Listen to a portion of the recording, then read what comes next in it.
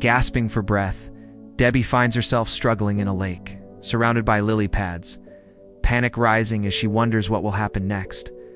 As she screams for help, flailing her arms, then everything goes black.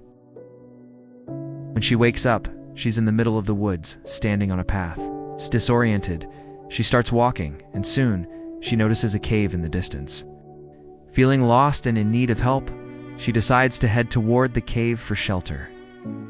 As she steps inside, a flickering light catches her eye. Curiosity pulls her in, and the light grows brighter as she walks closer. Eventually, she sees an older woman standing there. Debbie asks if she can help, but something about the woman feels oddly familiar. She can't quite place it, so she asks, "Have we met before?" The woman replies, "I'm you, Debbie." The woman replies, "I'm you, Debbie." Shocked, Debbie gasps, "How can this be?" The older woman explains, "You've been brought here to see some things. Am I dead?" Debbie asks, her heart racing. "No, come this way," the woman replies. As they walk through a door that says "Great in Heaven," a radiant light fills the space. This is the most beautiful part of heaven, closest to the throne of God. In Matthew 5:19, Jesus says that some will be called great in heaven.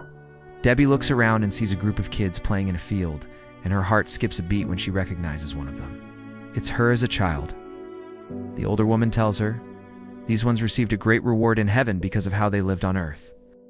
God had something amazing for you too, but you strayed with drugs, promiscuity, and rebellion. Those choices pulled you away from God's best." Debbie's mind races back to her younger days, remembering how she dove into romance novels, chased boys, and got caught up in the wrong crowd. She sees the innocent child before her begin to disappear. "God had so much more for you, but you chose a different path," the older woman says gently. Debbie is devastated, realizing the weight of her choices. "Come, let's go this way," the woman says, leading her down a long hallway to another door labeled "Least in Heaven." As they step through this door, the light is softer, still incredible, but not as bright as the last. "Wow, this place is beautiful. Why is the light further away?" Debbie asks. "That's the throne of God," the older woman explains. "Hush. This is the part of heaven known as least in heaven, which Jesus also talks about in Matthew 5:19. The people here had a relationship with God, but didn't fully live for Him. They accepted Jesus' sacrifice and found forgiveness, but didn't walk in His will or purpose for their lives." Debbie spots a woman and realizes that it's a younger version of herself. Panic sets in as Debbie asks, "Am I going to be least in heaven?" The woman explains, "You came back to God in your 20s, and He was pleased with that. But when He wanted you to surrender other areas of your life, like your career, it was tough for you." Debbie defends herself, saying she tried to get a job at a Christian television station, but they didn't hire her.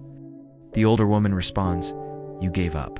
When God calls you to something, you can't just stop because a few doors close." Debbie realizes her mistakes. "Okay, I messed up, but at least I'll be least in heaven instead of not going at all," she says, trying to hold on to hope. The older woman's expression turns serious. "Fortunately, that's not the case, Debbie. You turned away from God a few years later and went back into sin." As she speaks, Debbie watches her younger self fade away again. "Come, there's one more place we need to see," the older woman says, leading her down another hallway to a door that reads "Missing Heaven." As they step inside, an eerie feeling fills the air, and Debbie hears creepy whispers saying, "She's here." She sees a woman crying, hands covering her face.